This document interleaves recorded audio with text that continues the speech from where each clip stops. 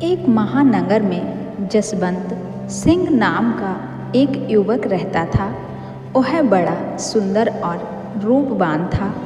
एक बार जसवंत सिंह अपनी ससुराल जा रहा था।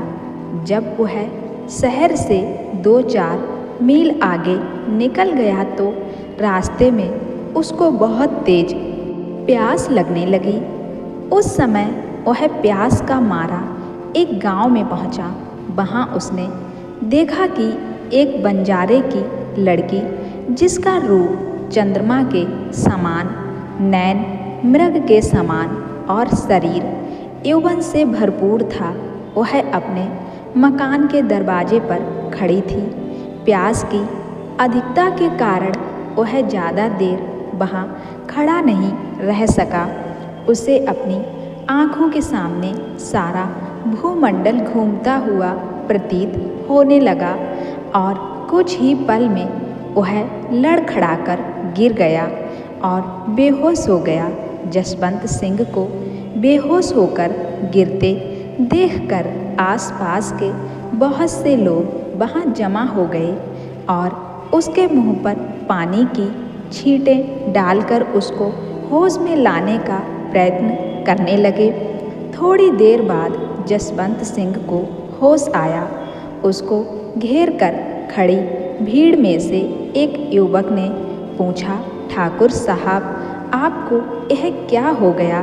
लोगों की यह बात सुनकर वह जोर से आहें भरने लगा और शायरी का शौक रखने वाला जसवंत सिंह शेर पढ़ने लगा। वहाँ जमा लोगों ने देखा कि वह सामने खड़ी बंजारे की लड़की पर फिदा हो गया है। लोग उसे समझाने लगे, ठाकुर साहब, जरा होश में आओ, आप राजपूत हैं और वह नीच कुल की है। आपको उससे दिल नहीं लगाना चाहिए, क्योंकि ये हुस्नो जबानी 4 दिन की मेहमान है। लोगों की बातें सुनकर आह भरते हुए जसवंत सिंह बोला, ए लोगों, मुझे दीन ईमान से कुछ काम नहीं है। जब तक यह चांद से मुखड़े वाली मेरे साथ ब्याही नहीं जाएगी, तब तक मैं अपना जीवन मुश्किल समझता हूँ।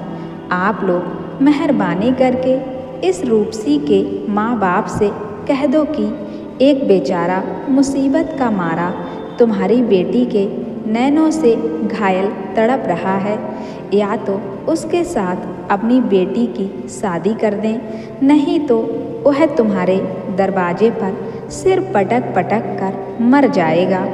जसवंत सिंह की बातें सुनकर कुछ आदेशियों ने जाकर सारा हाल उस बंजारे से कहा। बंजारा उसी समय जसवंत सिंह के पास आया और बोला, ठाकुर साहब, जरा सोच समझ कर बात करें, क्योंकि आप जात के राजपूत हैं और मैं बंजारा हूँ। आपके साथ मेरी बेटी की शादी किस तरह हो सकती है? और यदि आप मेरी बेटी से शादी करेंगे तो भी आपको क्या फ़ायदा होगा, क्योंकि हमारा पैसा तो इधर उधर घूमते रहने का है। और अगर आप मेरी लड़की से शादी करेंगे तो आपको भी एक काम करना पड़ेगा और आप अपनी जात बिरादरी में किसी काम के नहीं रहेंगे। बंजारे ने जसवंत सिंह को हर तरह से ऊंच नीच की बातें समझाईं, लेकिन जसवंत सिंह की समझ में कुछ नहीं आया। आखिरकार मजबूर होकर उस बंजारे ने अपनी लड़की का ब्याह जसवंत सिंह के साथ कर दिया। विवाह के बाद जसवंत सिंह और बंजारे की लड़की में इतना प्रेम बढ़ा कि जसवंत सिंह को उस लड़की के सिवा दुनिया में कुछ नज़र नहीं आता था। इसी तरह ऐशो आराम की जिंदगी के कुछ दिन गुजर गए। एक दिन जसवंत सिंह को अपने घर की याद आई। वह अपनी पत्नी से कहने लगा, अब मेरा दिल अपने घर जाने को चाहता है। अगर तुम्हारे माँ बाप आज्ञा दें तो उनसे कहो कि तुम्हारी विदाई कर दें। मुझे कोई ऐतराज़ नहीं है, क्योंकि मैं तो आपकी आज्ञा का पालन करना अपना धर्म समझती हूँ, बंजारे की लड़की ने कहा। लड़की ने अपने माँ बाप को सारा हाल कह सुनाया। उन्होंने खुशी खुशी बेटी और दामाद को ढेर सारा सामान देकर विदा किया। कई दिनों के सफ़र के बाद जब उसका घर कुछ मील दूर रह गया, तब जसवंत सिंह ने सोचा कि मैंने बहुत बुरा किया जो जरा सी सुंदरता देखकर अपने धर्म को खो बैठा। मेरे माता पिता को जब मालूम होगा कि मेरी पत्नी एक बंजारन है तो वो मुझसे क्या कहेंगे। अच्छा रहेगा कि इसका कत्ल करके यहीं कहीं किसी कुएं में डाल दूं। यह बात दिल में सोचकर रात के समय जब वह लड़की सो गई तो जसवंत सिंह ने उसे छुरी से घायल करके कुएं में डाल दिया और सारा जेवर व सामान लेकर अपनी घर की ओर चल पड़ा। जब वह अपने घर पहुंचा तो उसके माँ बाप ने पूछा, बेटे इतने दिन तू कहाँ रहा? हमें तो तेरी काफ़ी चिंता होने लगी थी। मुझे रास्ते में एक अमीर आदमी ने नौकर रख लिया था, अब मैं उससे आज्ञा लेकर आया हूँ। जसवंत सिंह ने कहा। बेटे की यह बात सुनकर माँ बाप बहुत खुश हुए। उधर बंजारन का हाल क्या होता है कि जब जसवंत सिंह उस औरत को मारकर कुएं में डाल गया, तब भगवान की कृपा से पानी की ठंडक पाकर उस औरत को होश आ गया और उसने कुएं की जंजीर पकड़ ली। इत्तेफाक से एक पथिक पानी पीने के लिए वहां आ गया।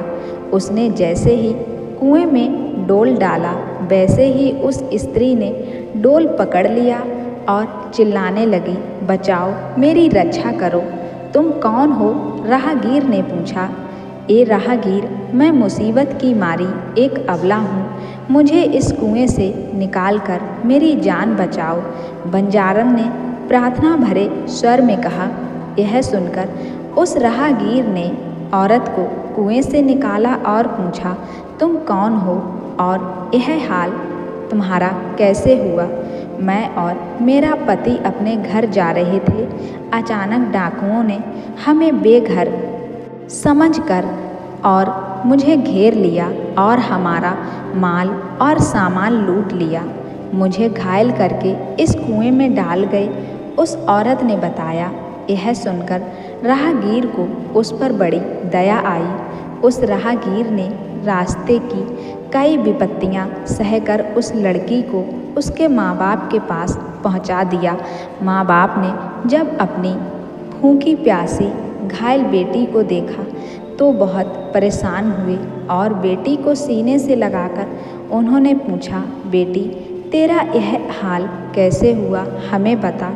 उस पतिव्रता स्त्री ने अपने पति के कमीनेपन को छुपाकर अपने माँ बाप से कहा, रास्ते में डाकुओं ने हमला करके सारा माल लूट लिया और मुझे जख्मी करके कुएं में डालकर भाग गए।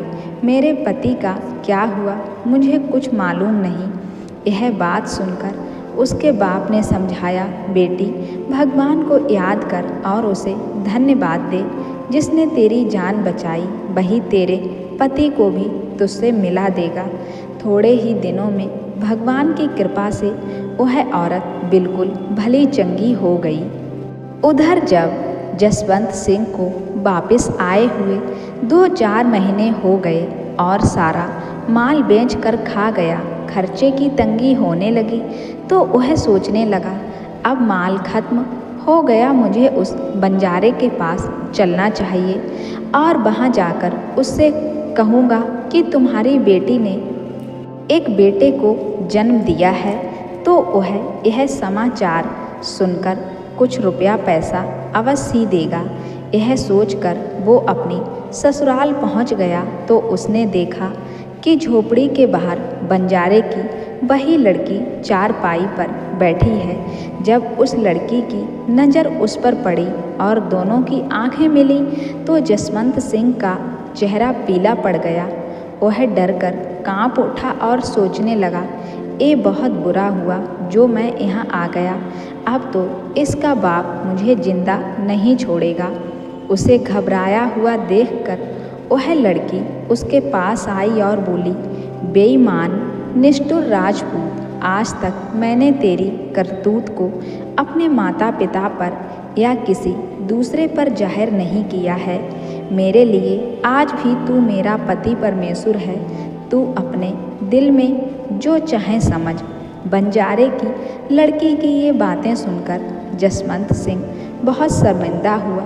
वह अपनी पत्नी से कहने लगा, जो कुछ हुआ उसके लिए मुझे माफ़ कर दो। अच्छा भीतर चलो, बंजारे की लड़की ने कहा। उसकी बात मानकर जब जसवंत सिंह अंदर आया तो सास ससुर ने उसे सीने से लगा लिया और कहने लगे, धन्य है परमात्मा जिसने इतने दिनों के बाद तेरी सूरत दिखाई। उन्होंने जसवंत सिंह से और भी बहुत सी बातें की और उसका बड़ा मान सम्मान किया। जब इसी तरह ऐसो आराम में कुछ दिन गुजर गए तो जसवंत सिंह ने अपनी स्त्री से कहा, अब मेरा दिल यहाँ नहीं लग रहा है, अब हमें अपने घर चलना चाहिए। बंजारे की लड़की ने यह सुनकर उससे कहा, मुझे तो आपके साथ चलने में कोई ऐतराज़ नहीं है, मगर सोच लो कि कहीं आप पहले की तरह धोखा तो नहीं देंगे। मैं भगवान को हाजिर नाजिर मानकर कहता हूँ कि अब ऐसा कुछ नहीं होगा। जसवंत सिंह ने पत्नी की शंका मिटाने का प्रयास करते हुए कहा। जब उस स्त्री ने अपने माँ बाप से कहा कि मैं अब अपनी ससुराल जाना चाहती हूँ तो उन्होंने बहुत सा माल असबाब देकर बेटे को विदा कर दिया। जसवंत सिंह खुशी खुशी रुखसत होकर चल दिया और जब एक जंगल में पहुंचा तो उसने उस स्त्री को छुरी से घायल करके फिर उस जंगल में फेंक दिया और सारा माल लेकर अपने घर की ओर रवाना हो गया। वह औरत बेचारी छुरी से घायल पड़ी तड़प रही थी कि संयोगवश उसी गांव का एक बंजारा उधर से आ निकला। जब उसकी नज़र उस औरत पर पड़ी तो उसने उसको पहचान लिया और उससे पूछा, तेरा यह हाल कैसे हुआ? अब उस स्त्री ने सारा हाल उसे सच सच कह सुनाया। सच्चाई जानकर बंजारे को बहुत दुख हुआ और उसने दिलासा देकर उसे उसके घर पहुंचा दिया। उसके बाद उस औरत ने मरते दम तक उस बेईमान का नाम भी नहीं लिया। दोस्तों, इसलिए कहते हैं कि जो इंसान एक बार भरोसा तोड़ दे उस पे दोबारा कभी भरोसा नहीं करना चाहिए। मगर यह भी सत्य है कि दुनिया में सब मर्द एक जैसे नहीं होते और ना ही सारी औरतें एक जैसी होती हैं।